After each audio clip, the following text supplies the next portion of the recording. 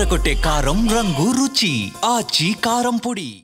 Honourable mayor, నాతో పాటు ఈ సమావేశంలో పాల్పంచుకుంటున్నటువంటి గౌరవ పార్లమెంట్ సభ్యులు, శాసన మండలి సభ్యులు, శాసనసభ్యులు, గౌరవ కార్పొరేటర్లు, ప్రింట్ ఎలక్ట్రానిక్ మీడియా మిత్రులందరికీ పేరు పేరున నమస్మాంజలు.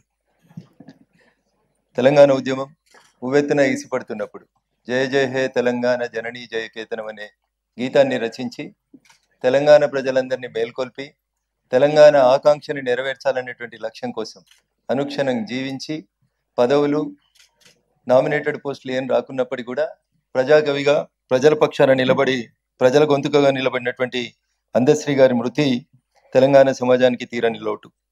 వారు రచించినటువంటి జయ జయ హే తెలంగాణ జననీ జయకేతనం అనే గీతాన్ని తెలంగాణ రాష్ట్ర గీతంగా ఎందుకు పాడలేకపోతున్నాం, ఎందుకు ప్రకటించలేకపోతున్నామని నేను దుబ్బాకలో శాసనసభ్యునిగా గెలిచి శాసనసభలో అడుగుపెట్టిన మొదటి రోజు శాసనసభలో మాట్లాడినటువంటి అంశం రాష్ట్ర ప్రజలందరూ కూడా గుర్తుండే ఉంటుంది. అందశ్రీ గారు కూడా చనిపోయే కంటే ముందు కొన్ని టీవీ ఛానల్లో మాట్లాడుతూ చెప్పినారు. చివరికి ఇప్పుడున్నటువంటి ప్రభుత్వం ఆ గీతాన్ని తెలంగాణ రాష్ట్ర గీతంగా ప్రకటించింది.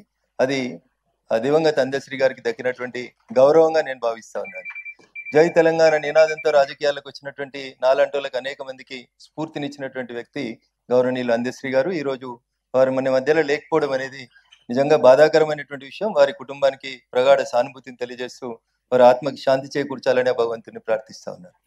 నేను శాసనసభ్యునిగా పనిచేసినటువంటి 3 సంవత్సరాల్లో నాతో పాటు ఉన్నటువంటి శాసనసభ్యునిగా పనిచేసినటువంటి జూబ్లీ శాసనసభ్యులు గౌరవనీయులు మాగంటి గోపీనాథ్ గారు సౌమ్యుడు, జనరల్గా ఎవరితో కానీ ఎలాంటి ఇష్యూస్లో కానీ విభేదించకుండా గొడవపడకుండా తన పనేందో తను చేసుకుంటూ పోతున్నటువంటి మరొక శాసనసభ్యుడు గౌరవనీయులు మాగంటి గోపీనాథ్ గారు మన మధ్య లేకపోవడం అనేది బాధాకరం.